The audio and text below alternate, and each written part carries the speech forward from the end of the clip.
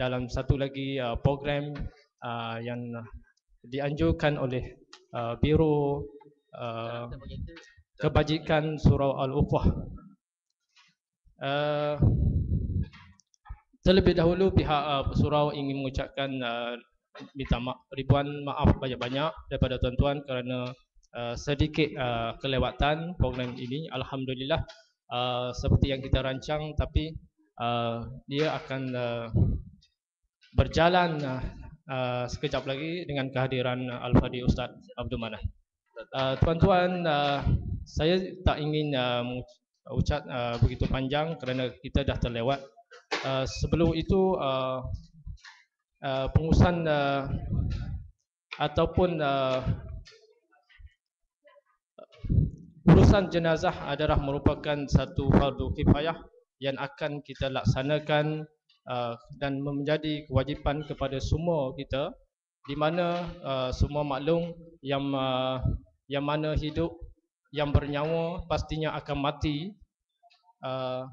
lambat laun akan mati. Jadi pengurusan jenazah ini merupakan satu kefarduan kepada semua, kepada kita, yang mana saya tengok kursus ini ataupun bidan ini telah dilupakan terutamanya oleh generasi-generasi muda, yang mana kita beranggapan urusan jenazah adalah urusan generasi-generasi yang tua ataupun yang lebih orang tua daripada kita lah. Jadi kita selaku orang yang rasa bertanggungjawab ingin melakukan ataupun menganjurkan kursus ini, semoga kita menjadi orang-orang ataupun anak-anak yang bertakwa, ataupun yang kita sendiri boleh uruskan bila sekurang-kurangnya jenazah ibu bapa kita yang akan meninggal dunia, anak isteri kita, kita boleh uruskan. Kita tak bergantung kepada orang yang akan memandikan jenazah-jenazah mereka. Jadi tuan-tuan, dengan ada kesedaran inilah pihak surau sekali lagi, saya ingat dah kali yang ketiga kita buat kursus pengandian jenazah ni.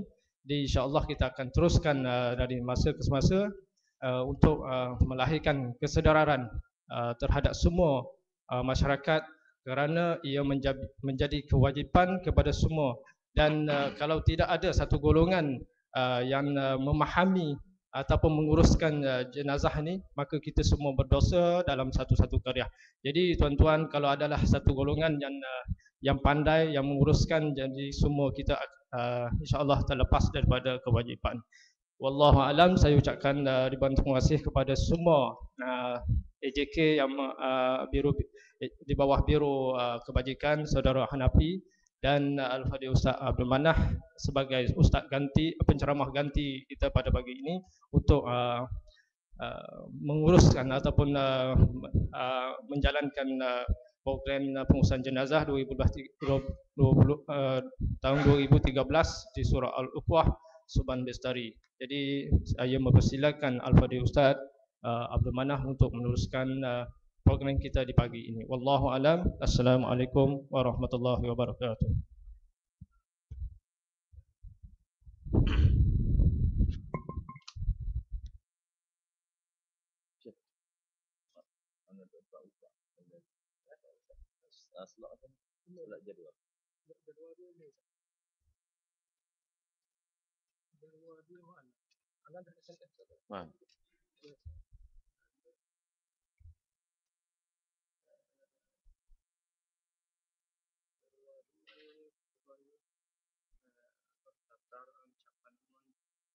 Sesi kuliah pertama, lepas tu dalam tu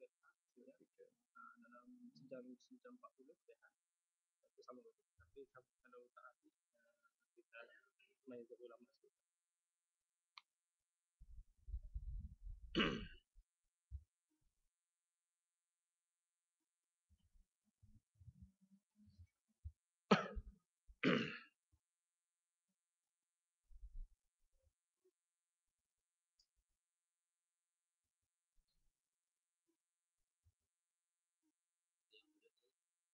Tak, anak cikgu kan tak ada. Sekejap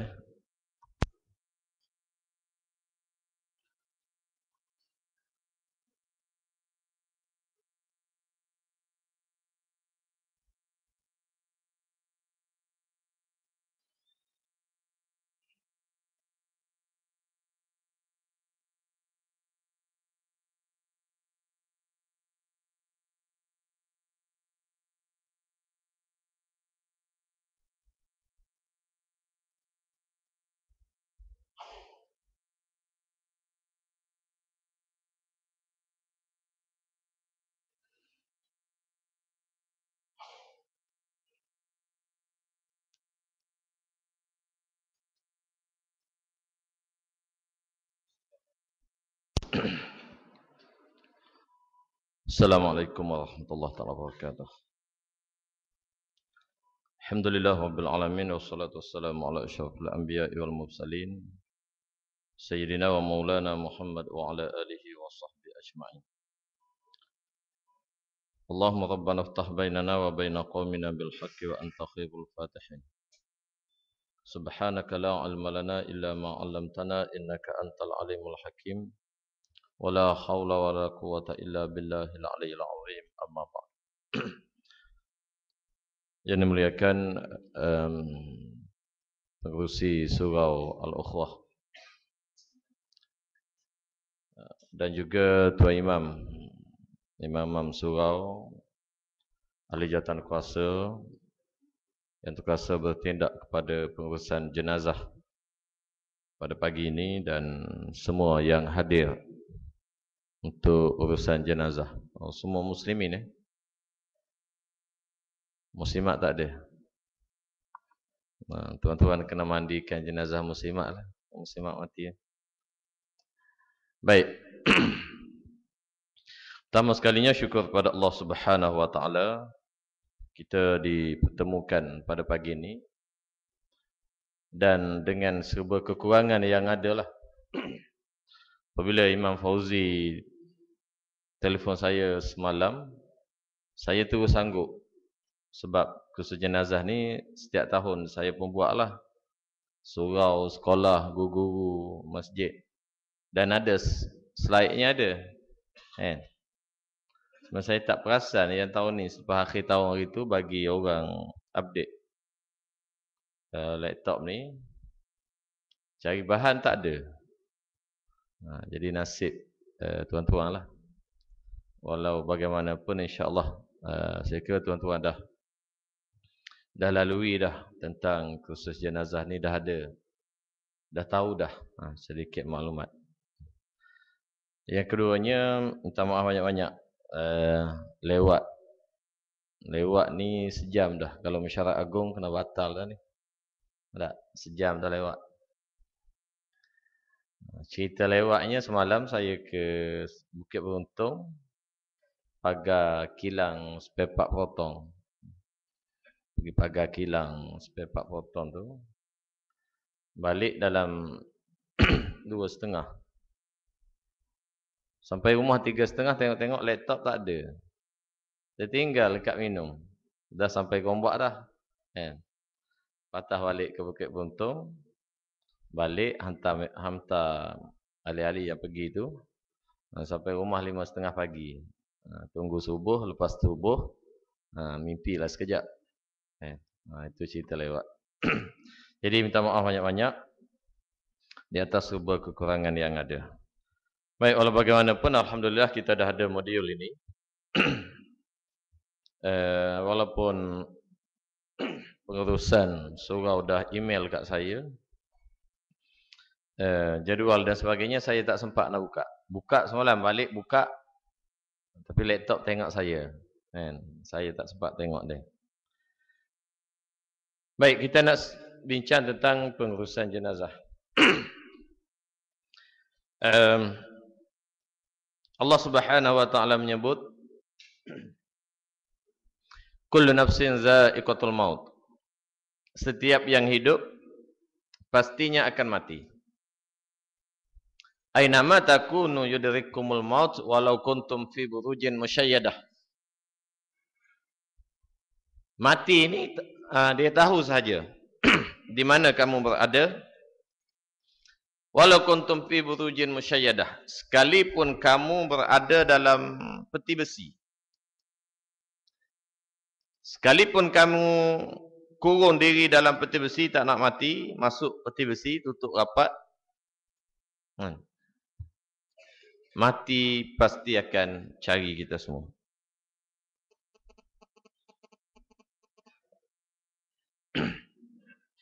Dan mati tidak mengenal usia. Muda pun mati, tua pun mati.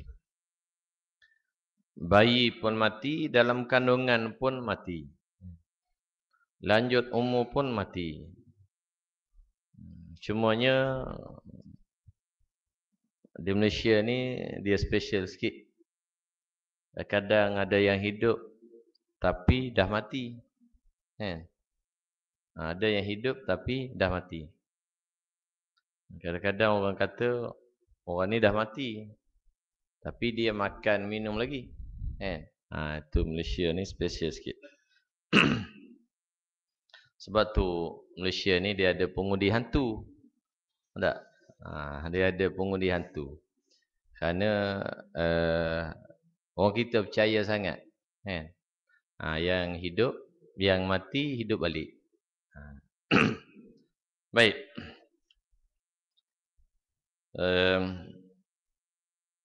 Tahun lepas dan banyak kali jugalah pengalaman orang panggil saya, Ustaz, minta tengok nenek saya. Kenapa? Sakit lama dah.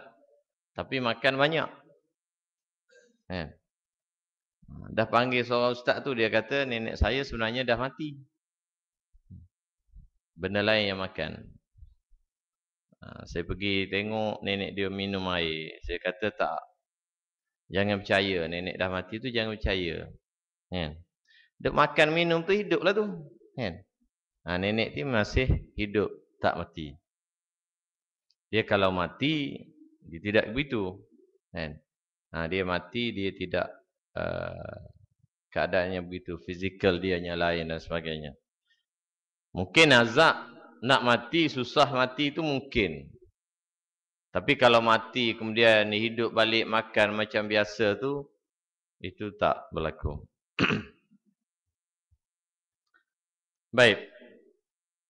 Sakitnya mati. Sakit sakratul maut itu kira-kira 300 kali sakitnya libasan dengan pedang. Maksud sabda Nabi sallallahu alaihi wasallam. Sakit mati ni tuan-tuan, kira ada duri dalam badan, dalam seluruh badan kita ada duri, dan nak cabut duri tu daripada semua badan. Duri ni pula, kalau duri tu jenis duri yang betul macam jarum tu tak apalah. Ni duri pula jenis duri mata kail tu, mata pancing tu. Ada? Yang ada sangkuk. Yang macam anak panah tu. Masuk je, nak tarik, nanti lekat yang tepi tu. Itu sakit. Jadi sakit mati ni sakit. Hadis Nabi menceritakan sakit. Sungguh ke? Kita kena yakin sungguh. Kalau tuan-tuan tak percaya, cuba mati sekarang. Cuba mati sakit ke tak? Baik. Nah itulah sakitnya mati. Kita tengok yang penting, tukang mandi mayat.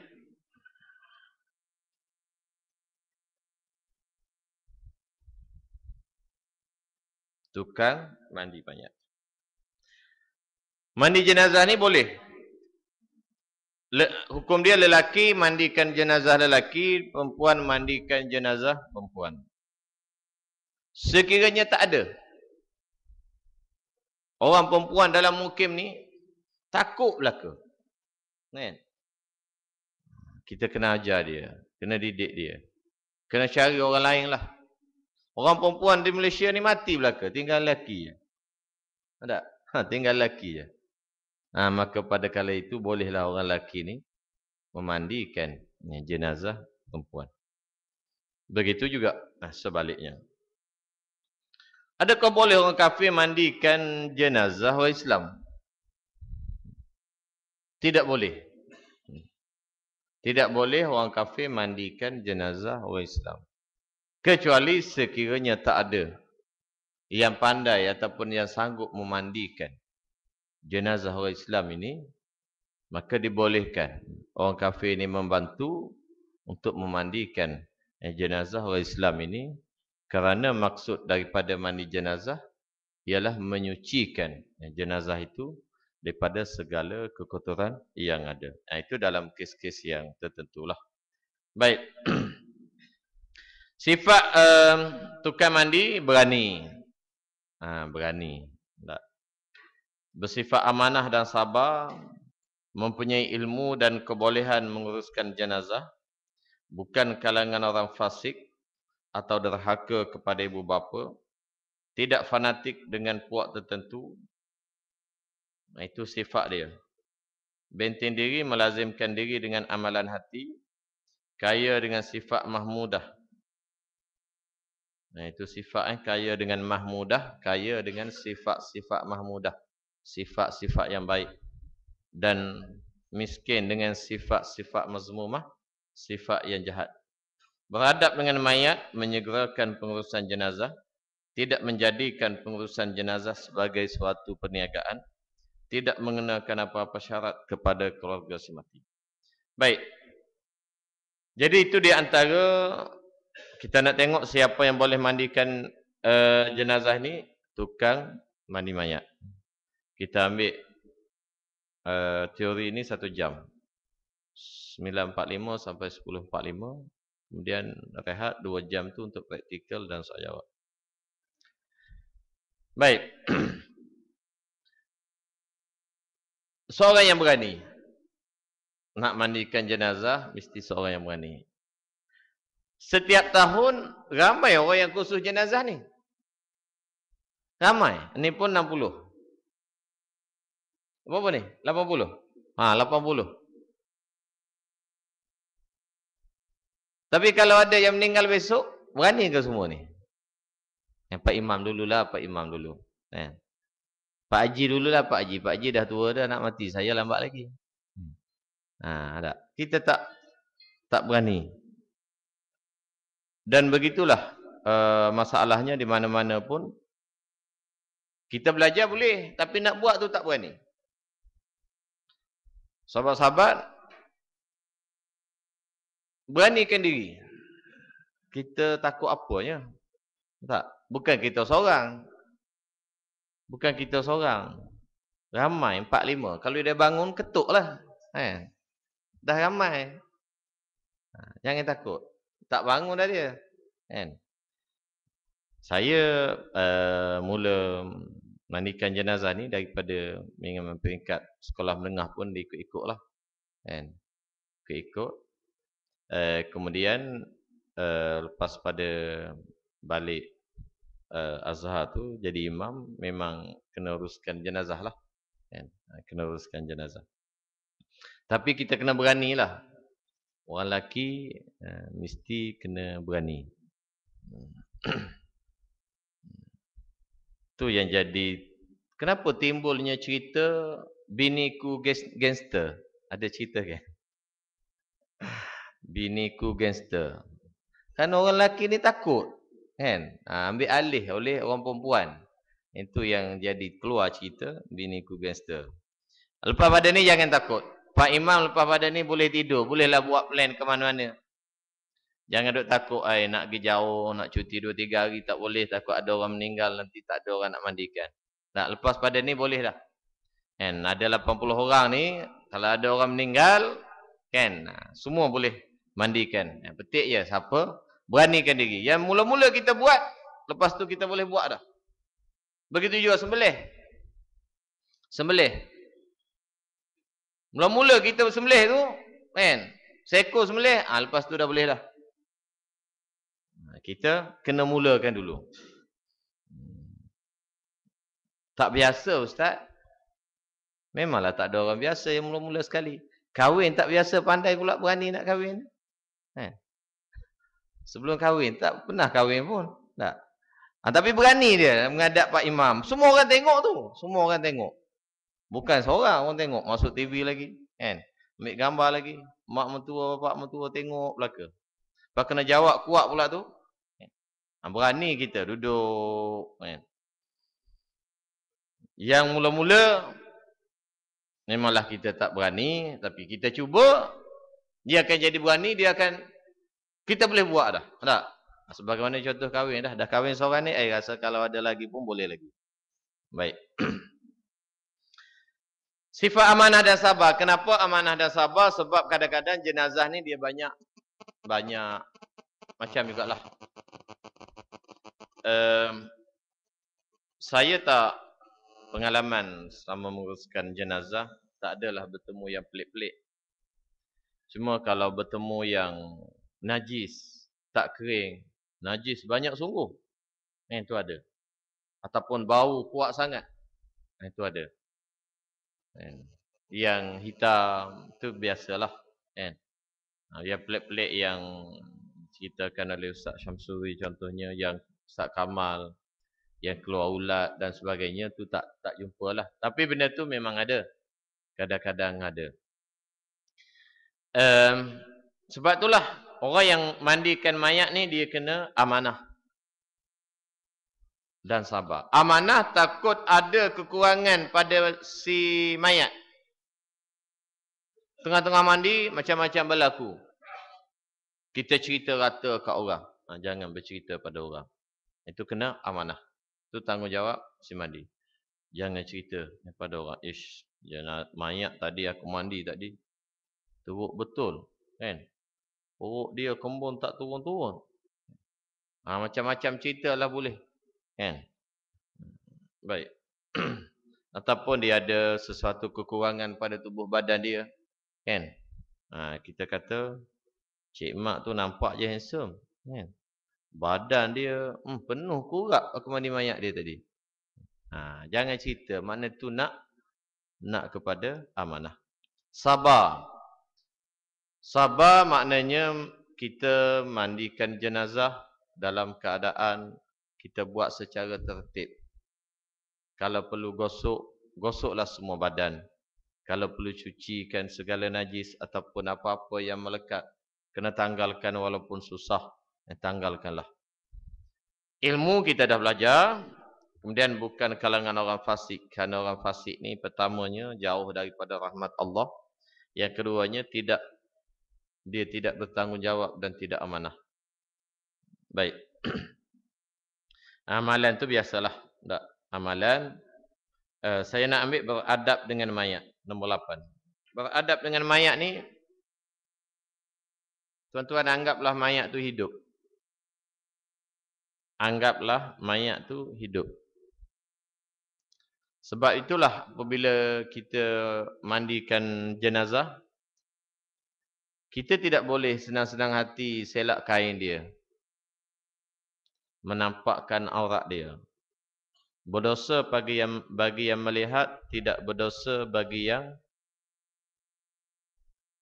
tuan punya aurat. Berdosa orang yang melihat aurat si mati dan tidak berdosa bagi si mati itu. Sebab tu kita tidak boleh nak selak. Walaupun nak basuh, nak gosok paha ke, tempat sulit ke dan sebagainya, jangan pula kita angkat kain, selak dan sebagainya. Saya uruskan jenazah di hospital UPM. Kawan meninggal, mandikan kat sana. Jadi pengurusan hospital tu apabila mandikan jenazah, dia selak terus. Macam orang asli je buat. Tinggal cawat kat tengah tu je. Kan? Situ je dia tutup. Lain dia selak gosok. Dan itu haram. Perbuatannya adalah haram.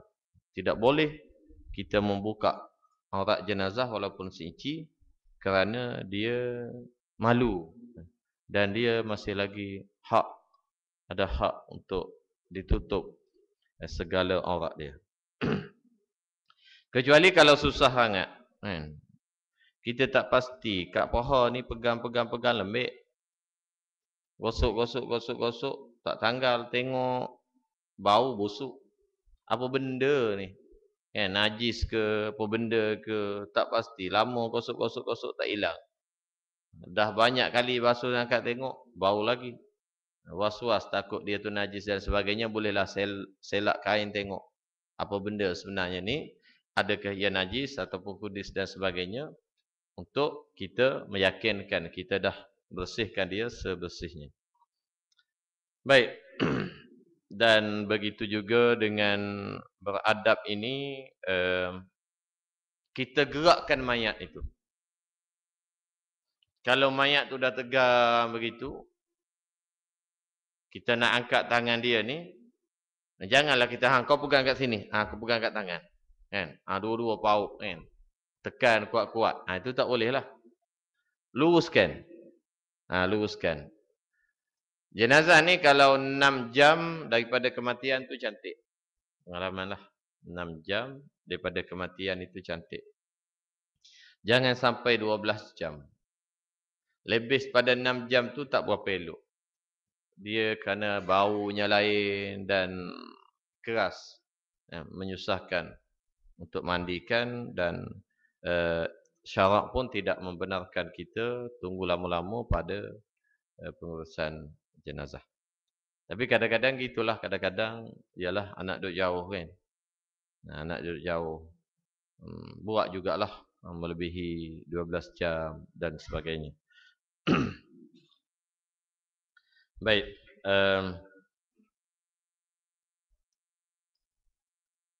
Kemudian kalau yang tertinggal tu tuan-tuan nanti tanyalah. Okay. Kemudian ziarah orang sakit. Sunat muakkad hukum dia. Ziarah orang sakit ni selang sehari kata dia. Kemudian waktu yang sesuai, bawa hadiah, beri salam, minta izin, duduk berdekatan dengan kepala orang sakit, sunat dihadapkan muka pesakit ke arah kiblat bagi memudahkan dia sembahyang. Itu kedudukan orang sakit bagaimana kita nak letak dia. Kalau orang sakit ni boleh mengereng, kan? Orang sakit ni boleh mengereng di sebelah lambung kanan, maka kita letaklah zal lambung kanan dan menghadap ke kiblat. Tak, maknanya kepala ke sini, kaki ke sana. Tapi kalau orang sakit tu biasanya kalau orang sakit dah tenat ni dia terlantarlah, terlantar begitu, maka menghadap kiblat. Kepala sana, kaki sana. Itu menghadap kiblat supaya senang. Dan angkatkan sedikit kepala dia supaya tinggi. Keadaan itu membolehkan dia menunaikan ibadat sembahyang dengan tidak perlu ubah dah. Angkatkan kepala sedikit, dia boleh tunaikan sembahyang. Waktu sembahyang, kita ingatkan kat dia. Ayah, Umi, Baba, Atuk, ni dah masuk zuhur 4 rakaat. Solat zuhur. Tak. Kita tayamumkan kat dia ataupun tolong ambil wuduk pada dia dan suruh dia sembahyang. Maka dia sembahyanglah. Baik. Kalau sempat masa, kan? Kita tahu orang tua kita ni memang sembahyang tak pernah tinggal. Tapi dia uzur letih sangat. Kadang-kadang dia tak larat. Kita sembahyang sebelah dia. Ayah sembahyang zuhur ni 4 rakaat. Allahu Akbar. Kita baca Fatihah kuat sikit bagi dia dengar. Supaya nak bagi dia ingat. Memori dia, sembahyang. Dialah dalam keadaan sakit kan. Dia kadang-kadang terlupa. Dia niat sembahyang, dia ikut kita. Allahu Akbar, rakaat dan sebagainya. Baik. Jadi ziarah orang sakit ni sunat selang-seli dan jangan ambil masa yang lama. Duduk sembang lama kan. Tuan rumah angkat air teo syawan. Teo syawan dia angkat kat kita. Angkatlah biskut 2-3 keping kan. Kita pun makan. Makan habis teo kan. Minta air kosong sikit. Minta lagi air kosong sikit. Cukuplah habis teo tu, cukuplah tu, lama dah tu. Tak. Jangan lama sangat duduk di tempat orang sakit, khususnya yang nazak. Karena duduknya kita orang hidup ni bersembang. Tak bersembang boleh tahan, baca doa ke zikir ke. Tapi duduk bersembang. Tambah-tambah kalau orang perempuan kan. Perempuan tak ada, tak apalah. Orang perempuan suka bersembang. Sakit dia ni, arwah atuk dulu macam ni, 2 hari meninggal. Dengar orang sakit tu, meninggal aku 2 hari lagi. Jadi bersembang-bersembang yang macam tu jangan. Apapun keadaan pesakit, kita kena cakap kat dia benda yang baik. Tak apa ni insya-Allah. Kan? Insya-Allah baik. Ramai orang baik. Kan? Insya-Allah baik. Insya-Allah Allah bersama, Allah rahmati. Allah pemudahkan segala-galanya. Cakap benda-benda yang baik. Itu adab dia. Jangan bercakap kuat, jangan lama, kemudian bercakap benda-benda yang baik sahaja. Jangan bercakap sesuatu benda yang mengundang kemurkaan Allah ataupun mengundang dosa. Nah, cakap pada benda-benda yang mendatangkan rahmat Allah Subhanahu wa taala yang malaikat boleh masuk duduk bersama pada tempat orang sakit. Kalau nak bawa anak-anak, bawa isteri itu fahamlah orang besar. Tutup aurat. Kita orang lelaki tanggungjawab kita.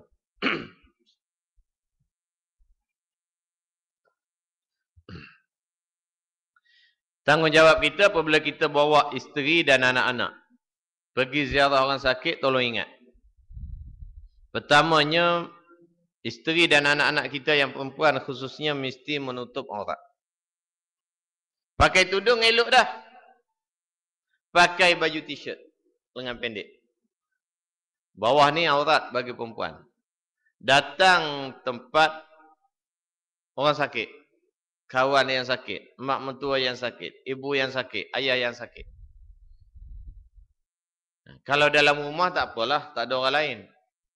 Tapi kalau ada orang lain, maknanya kalau situasi itu dikira aurat. Kita pergi rumah orang, contohnya. Dalam keadaan isteri ataupun anak-anak perempuan pakai baju t-shirt lengan pendek. Aurat ni ada. Malaikat yang ada tunggu pesakit, kita masuk, malaikat keluar. Itu tanggungjawab kita. Itu kena ingat-ingat. Kalau nak pergi, awak nak pergi, nak ikut abang sekali, pakai elok-elok. Ni nak kita tengok orang sakit. Jangan kita masuk, malaikat keluar. Nyanya kita nanti. Yang dakwa kepada pesakit. Pesakit dakwa kita di akhirat kelak, apa kita nak jawab? Kena elok-elok.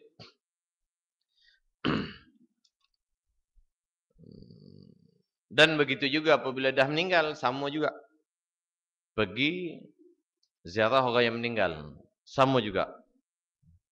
Jangan sesekali datang dalam keadaan menyebabkan malaikat rahmat lari.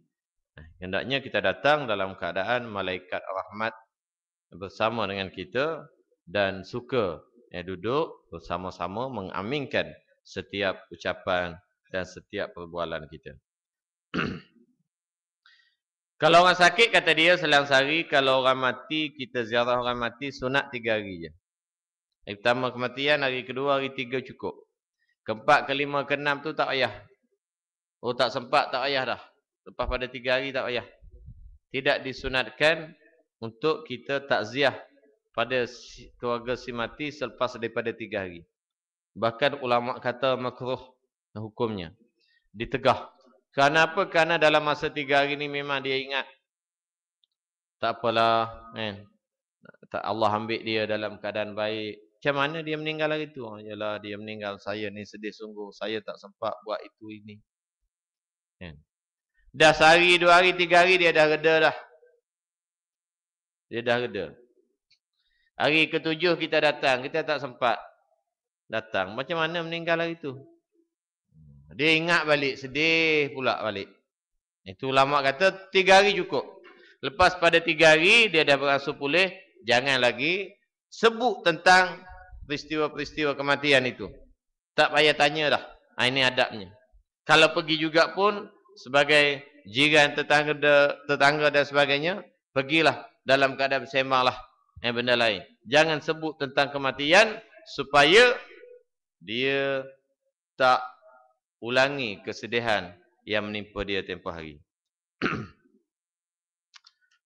Baik.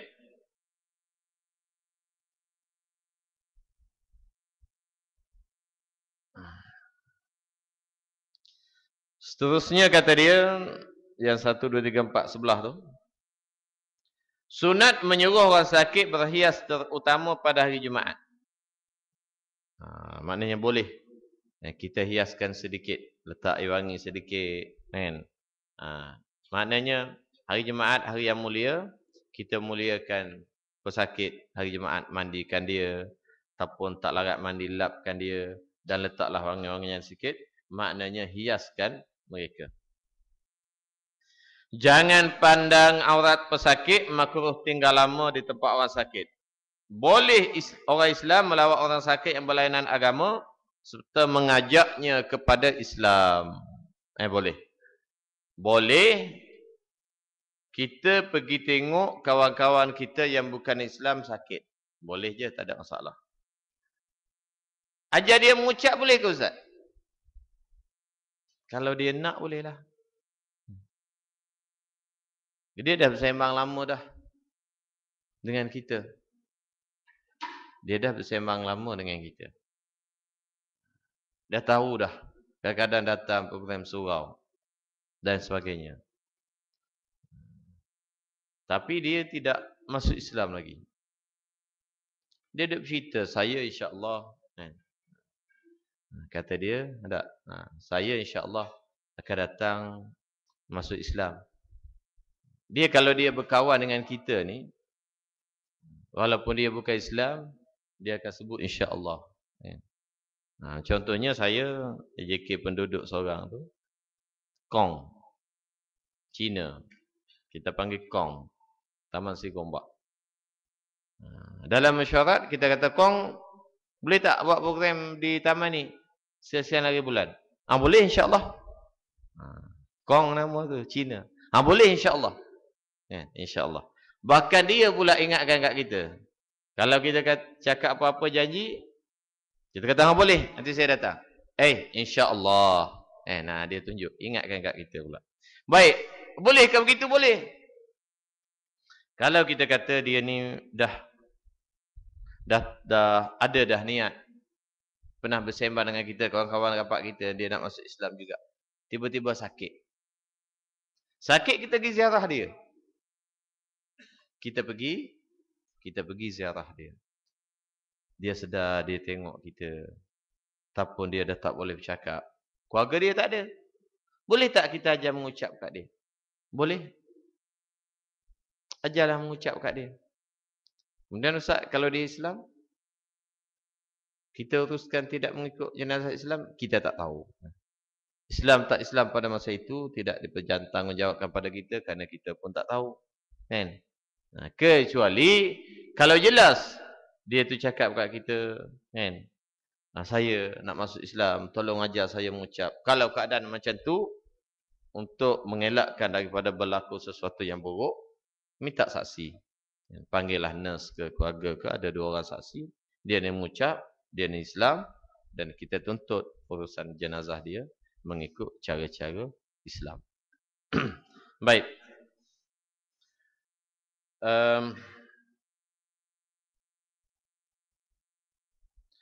Tips menghadapi saat sakratul maut. Sunat ajar pesakit dengan kalimah la ilaha illallah. La ilaha illallah sahaja. Muhammad Rasulullah tak payah. Apabila seseorang nak mati, maka sunat kita ajar dia, talqinkan dia dengan la ilaha illallah. Idza balagatil hulqum wa antum hina izin tanzurun wa nahnu aqrabu ilaihi minkum walakin la tash'urun. Baik. Allah Subhanahu wa taala menyebut idza balagatil hulqum, apabila nyawa ni sampai ke halqum, wa antum hina izin tanzurun, kamu pada ketika itu melihat. Orang nak mati kan? Terlantar begitu, kita tengok mata putih, tengok atas. Tengok tak berkelip lama tengok.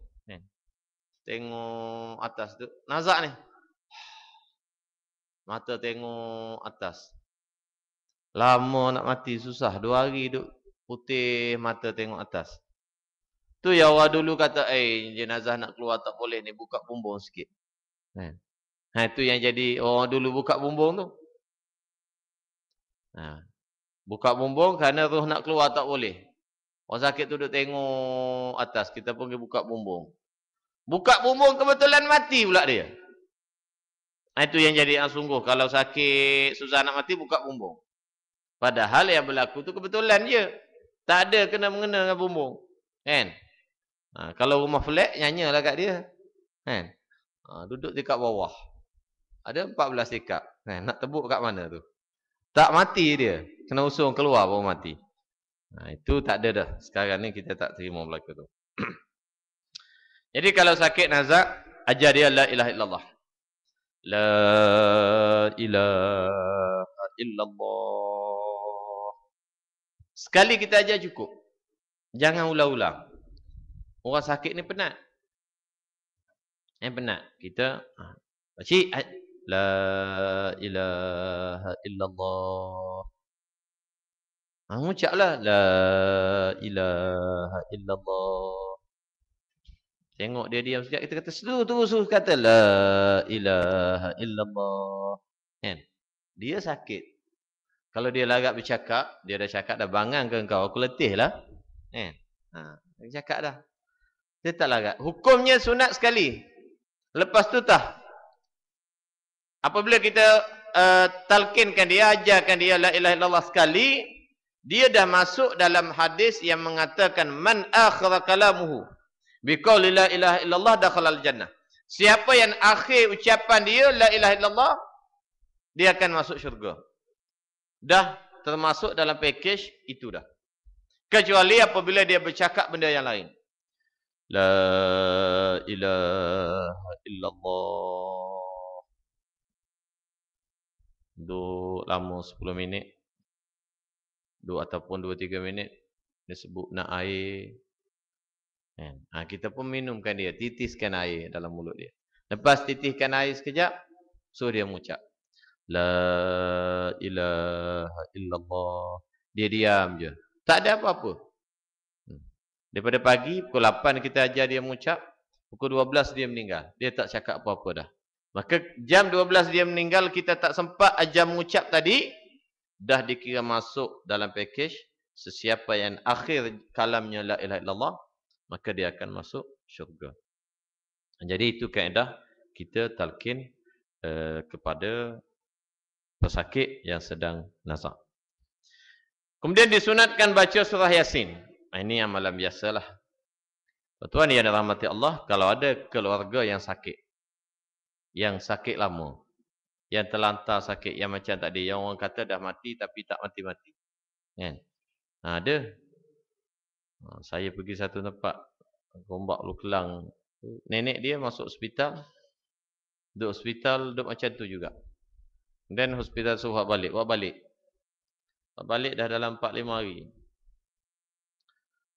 Duduk mata putih, tak bergerak. Cucu dia, anak dia panggil, saya datang. Saya kata kumpul 4-5 orang saudara mara, kita baca Yasin sama-sama. Saya datang. Cucu dia kata, Ustaz, ni dah 3 hari duduk macam ni Ustaz, tak mati-mati.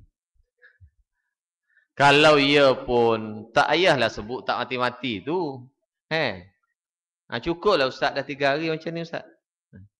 Ni tahu belakang, tak mati-mati, sial. Macam nak suruh cepat mati. Dah lah, duk MC kan. Kan? Jadi kalau sakit macam tu, ni yang selalu kami buatlah. Tuan-tuan baca Yasin, baca Ar-Ra'du, surah Ar-Ra'du, baca Tabarakallazi, Al-Mulk, baca Al-Waqi'ah. Duduk 4-5 orang, seorang baca Yasin, seorang baca Ar-Ra'du, seorang baca Al-Waqi'ah, seorang baca Al-Mulk. Buat 3 hari. 3 petang. Kalau kami, selalu kami buat sekali pergi je. Kebiasaannya lah.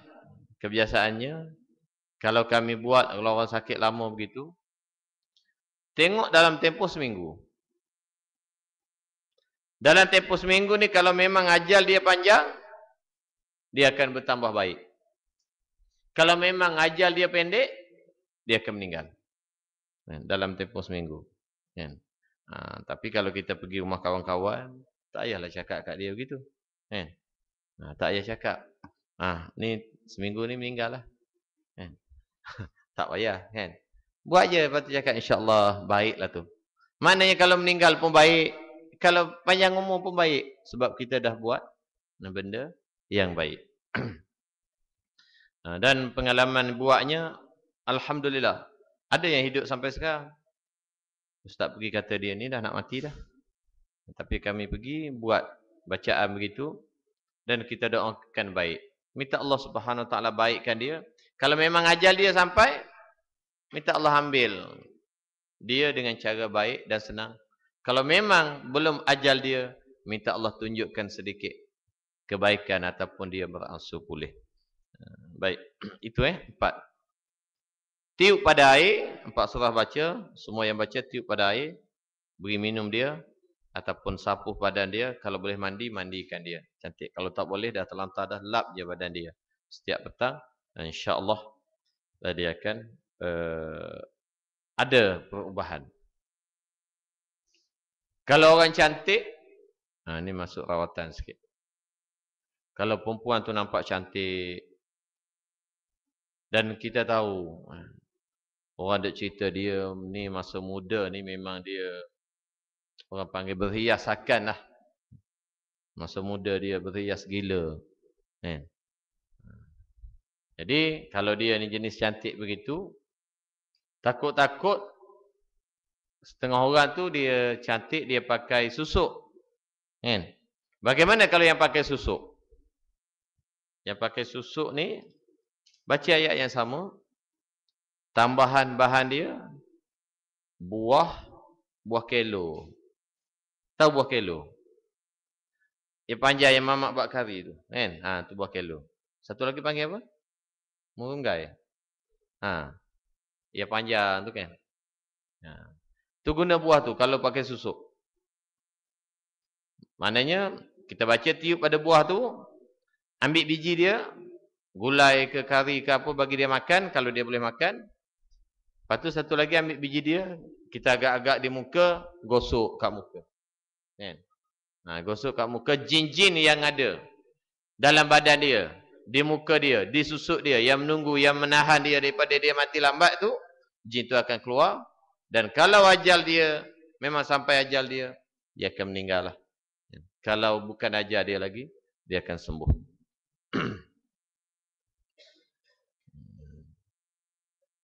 Saya pergi hospital Selayang, orang Kelantan. Orang Kelantan. Hebat orang ni. Masa Jepun dia umur dia dalam masa tu hampir 80, 79 lagi. Begitulah 70 lebih. Dalam badan dia ada peluru. Ada peluru. Dan doktor scan memang ada hitam. Anak dia kata, Ustaz, dalam badan atuk saya ni, cucu dia kata, ada peluru Ustaz. Memang dia jenis pendekar lah kot. Muda-muda dulu pendekar.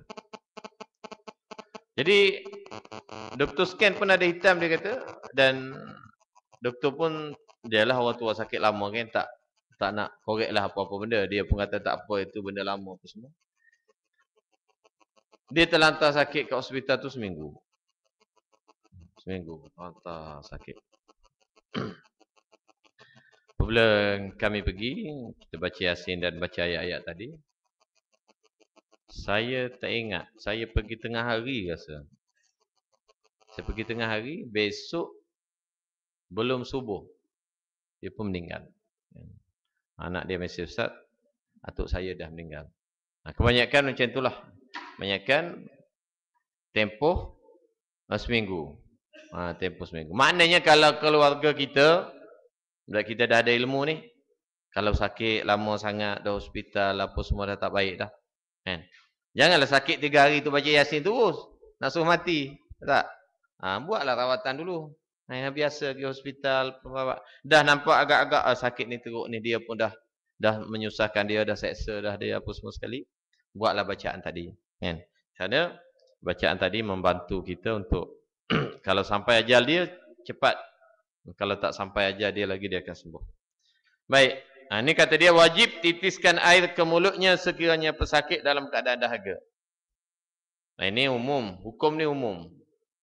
Apabila orang susah, wajib tolong. Orang yang perlu dalam kemasan, wajib tolong. Ini hukum ni umum. Tidak terhenti pada pesakit saja. Baik.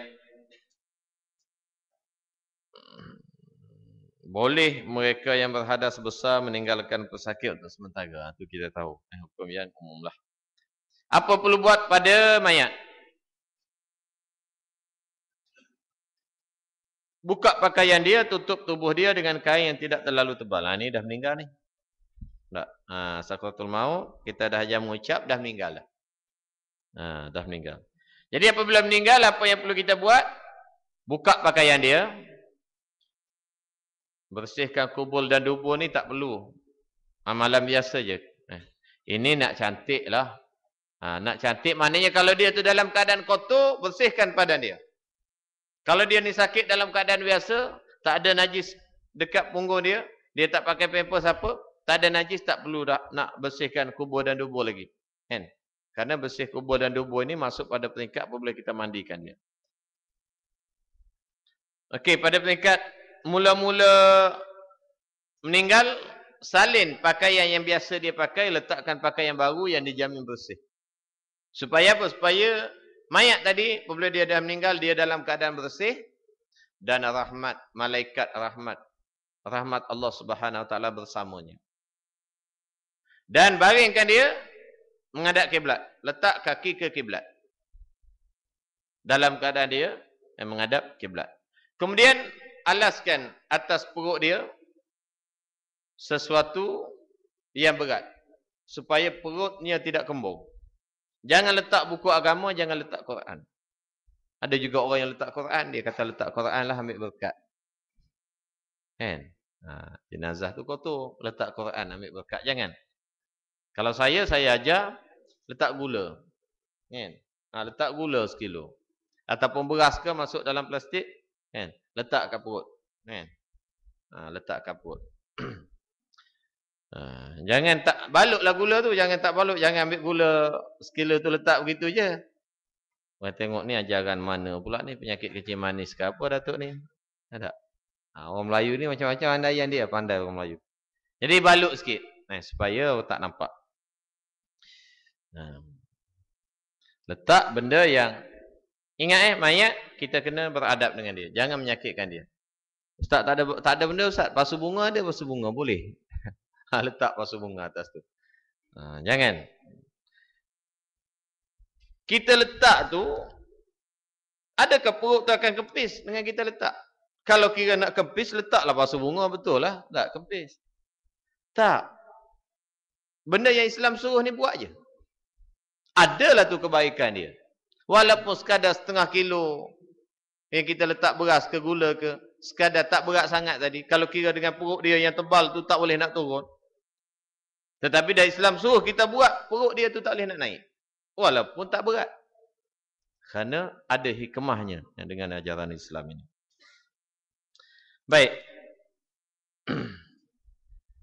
Kemudian kaki dia ikat. Kaki diikat dan dagu diikat. Nanti praktikalnya buat kejap lagi. Kalau kepala atas kepala ni lah. Yang ke depan nanti dia turun. Separuh ke belakang sikit. Ini dagu. Dagu ni kain, yang di dagu ni kain agak sebesar tapak tangan. Cakup dua dagu gitu. Jangan kat yang kecil sini je, sakit. Saya tak berapa suka. Semua orang dia ikat kecil je kat sini. Kan? Sakit. Biarlah besar, sangkut dagu. Gitu. Tak? Selesa sikit mayat, tak sakit. Tu kalau kecil tu sakit. Kita buat yang kita rasa terbaik lah bagi si mati. Keluarga saya meninggal, biasa kita basuh, cucikan dubur dia dengan tangan kiri.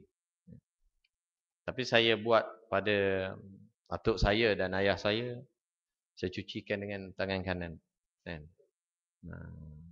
Orang nak kata apa, tak apalah. Katalah, dia ayah saya. Dia atuk saya.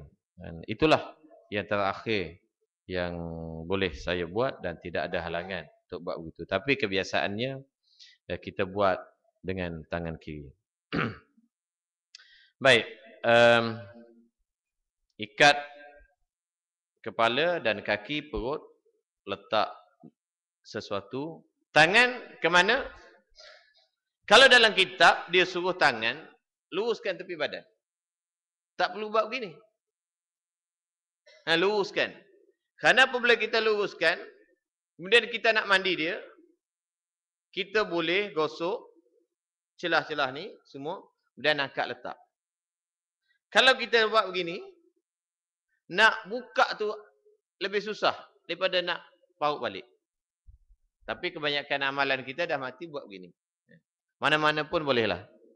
Mana-mana pun lakukanlah. Janji apabila mandi, kita basuh dia, ratakan air pada semua badan. Baik. Itu bersihkan darah, luka, telinga, hidung, mulut, ikat dagu, pejamkan mata. Ustaz nak ikat dagu, ikat kaki, pejam mata, tutup hidung, apa semua ni nak baca apa? Selawat je. Nak baca apa? Selawat je paling senang. Allahumma salli ala Sayyidina Muhammad. Allahumma salli ala Sayyidina Muhammad. Tutup mata ke, tutup mulut ke, apa-apa je lah. Kita nak lakukan pada si mati tadi, kita selawat. Baik, bacaan-bacaan doa tertentu, tuan-tuan boleh hafaz. Tapi dalam keadaan nak senang, kita tak tahu lagi, tak sempat masa lagi, nak hafaz, nak guna apa? Guna selawat. Baik. Ini yang teruk lah tu dia buat, buang ulat, bersihkan darah, buang benda menghalang kulitnya daripada terkena air itu kalau daripada hospital lah. Kalau daripada hospital, kita kena buang segala benda yang ada di badan dia yang melekat supaya air tidak terhalang.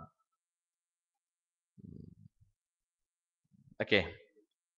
Tanggungjawab waris si mati. Urus jenazah dia, laksanakan amanat, tunai nazar, bayar hutang, uruskan harta mengikut syarak. Itu tanggungjawab dia lah. Okey, kewajipan orang yang hidup terhadap mayat. Mandikan dia, kafankan dia, sembayangkan dia, kemumikan dia.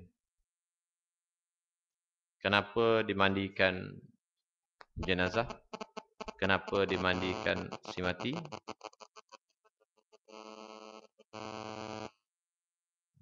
Yang datang kuliah saya dah bagi tahu jawapan dia. Tak. Orang Cina kalau mati dia masuk dalam keranda dia, bawa naik tempat tinggi. Orang India kalau mati dia bakar. Orang Islam kalau mati kita mandikan dia. Kenapa kita mandikan dia? Dalam kuliah saya dah sebut tu. Kenapa Islam ini kita mandikan dia?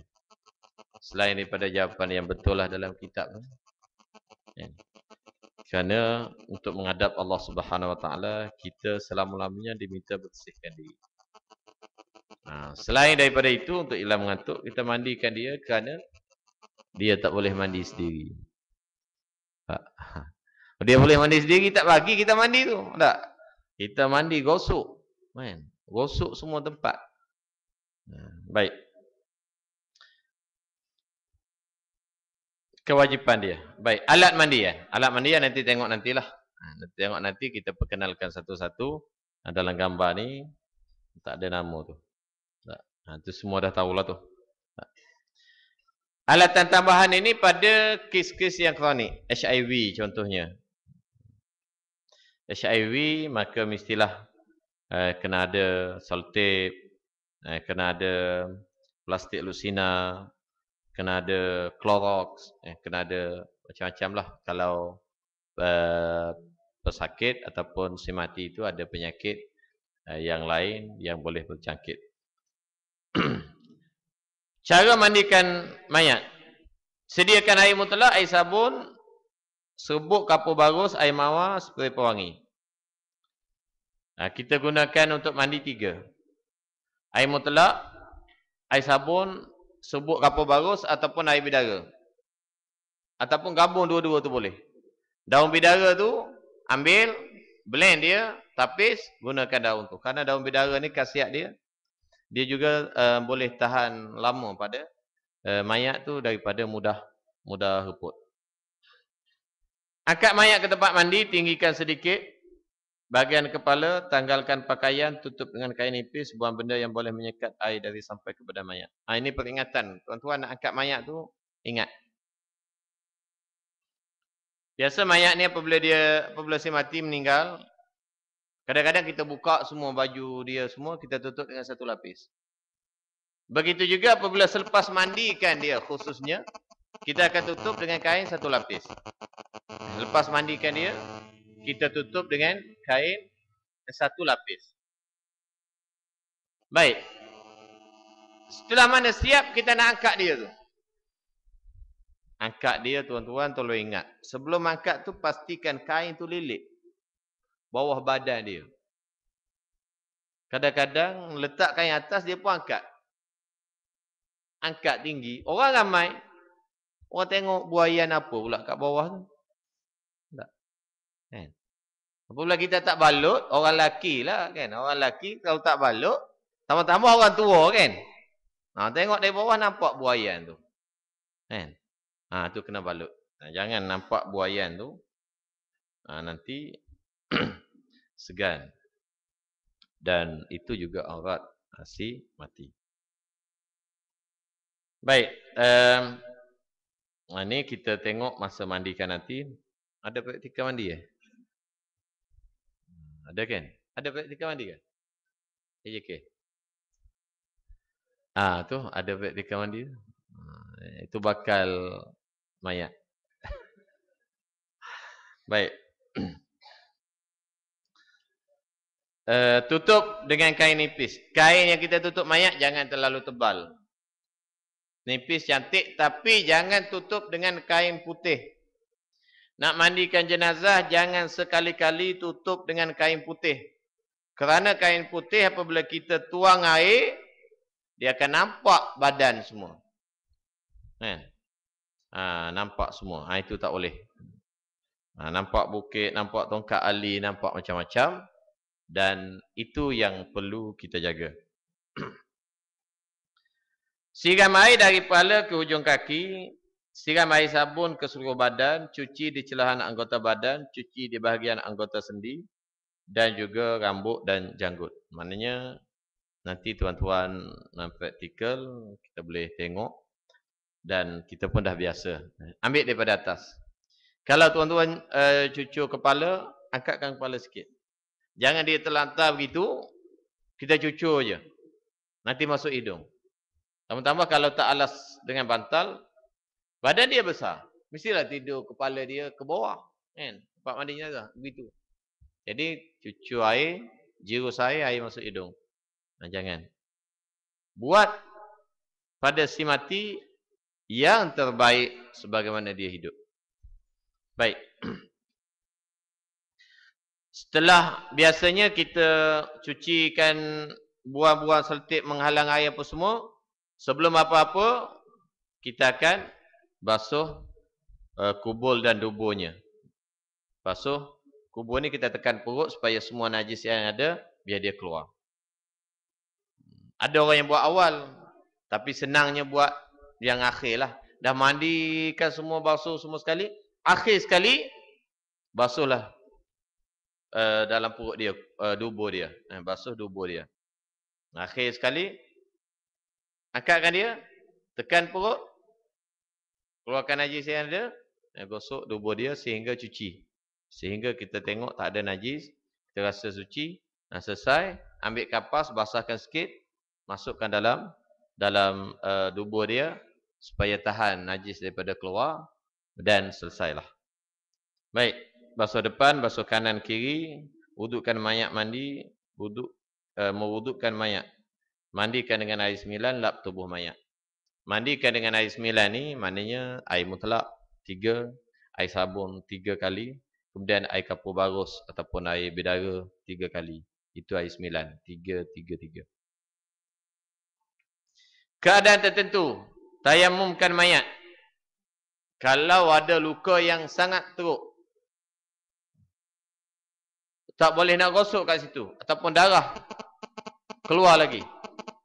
Ataupun senang fahamnya, kita selalu jumpa kalau mayat tu kanak-kanak yang belum bersunat. Kanak-kanak lelaki lah. Kanak-kanak lelaki yang belum sunat, kita kena tayamumkan dia. Kerana ada najis di kemaluan dia yang tidak boleh dicucikan. Maka kanak-kanak yang belum bersunat, kita tayamumkan dia, kemudian kita mandikan dia. Okey, alatan untuk kapan? Itu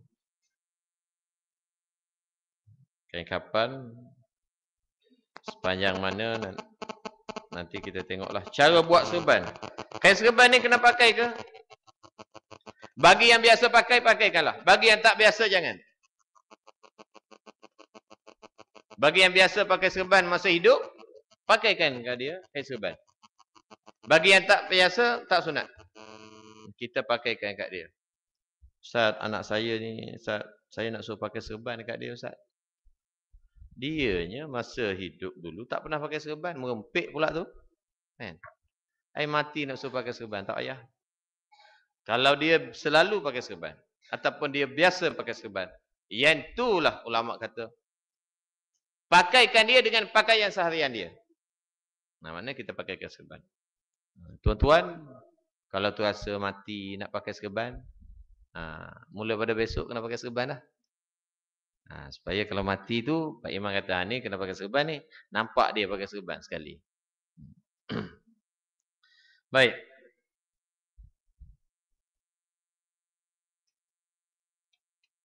Okey, penyediaan kain kapan mayat. Itu. Laki dan perempuan. 3 lapis kain kapan, 1 lapis tudung, 1 lapis jubah perempuan. Jenazah laki, jenazah wanita. Gini je senang. Lelaki 3 lapis, perempuan 5 lapis. Lelaki 3, perempuan 5. Kebiasaan kat surau, kalau tempat saya lah, kat Gombak, kita buat 3 lapis kain, kemudian selai baju. Baju tidak dikira. Ataupun boleh buat 2 lapis kain, 1 baju, 1 kain pelikat. Maka 3 lapis. Kalau perempuan 3 lapis kain, kain betan tu 3 lapis. Kemudian dia ada kain dia. Kemudian telekung. Itu jadi 5 lapis. Baik. Solat jenazah semua maklum. Cara kebumikan mayat. Cara kebumikan mayat dalam kitab kata sunat dimasukkan mayat mendahului kaki. Ini saya dah terangkan dalam kuliah dulu.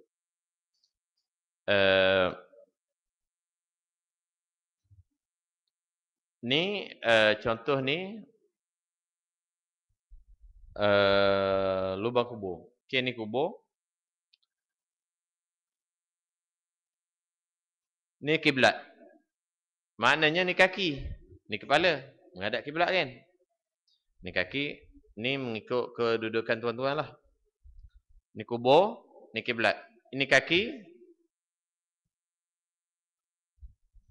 Okey. Ni kaki, ni kepala. Ni mayat.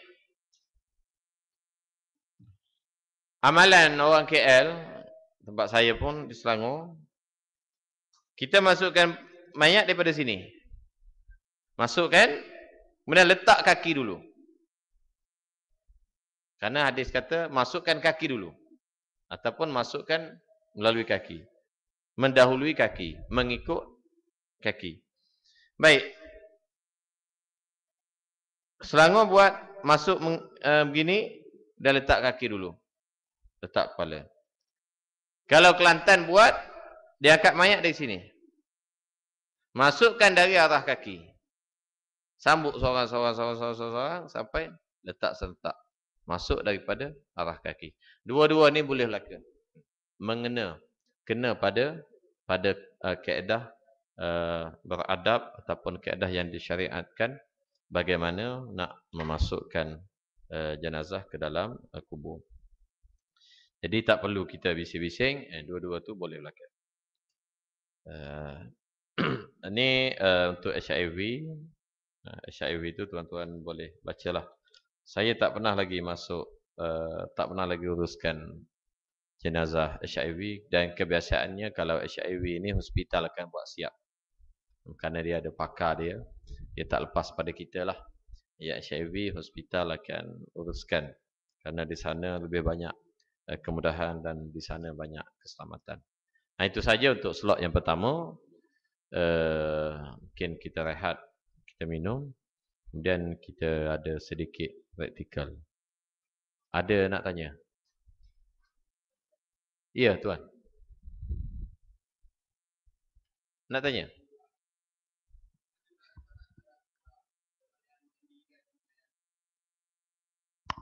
Syarat sah orang yang memandikan mayat. Syarat sah mandi mayat, syarat sah mandi mayat ni ratakan air. Orang tu Islam. Tadilah kita tengok tadi, Islam. Beramanah tak beramanah, itu sah mandi. Yang lain-lain sifat tadi, amanah ke dia, banyak amalan ke dia, fasik ke dia. Orang fasik sekalipun sah mandikan jenazah tadi.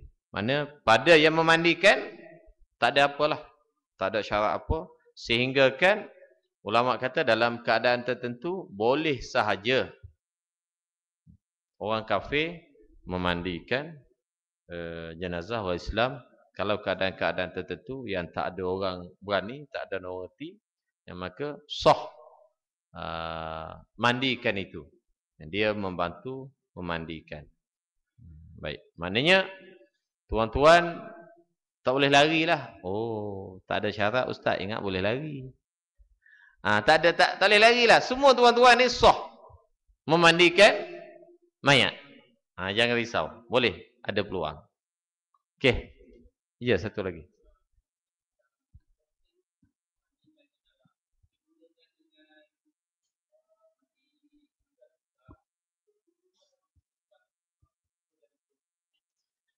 Dia sepatutnya cucikan hadas kemudian wuduk. Cucikan hadas kemudian wuduk. Itu yang sepatutnya lah yang disebut dalam kitab. Cucikan najis dia, kemudian ambil wuduk dulu. Sebagaimana kita mandi orang hidup lah. Kan? Kita mandi wajib. Kita mandi junub. Sunat ambil wuduk dulu. Apa gunanya wuduk itu? Sah ambil wuduk dalam keadaan kita belum mandi wajib. Tapi wuduk itu tak boleh nak guna. Kan? Tak boleh nak digunakan. Maka jenazah pun kita wudukkan dia dulu. Selepas cuci najis, wudukkan dia dulu.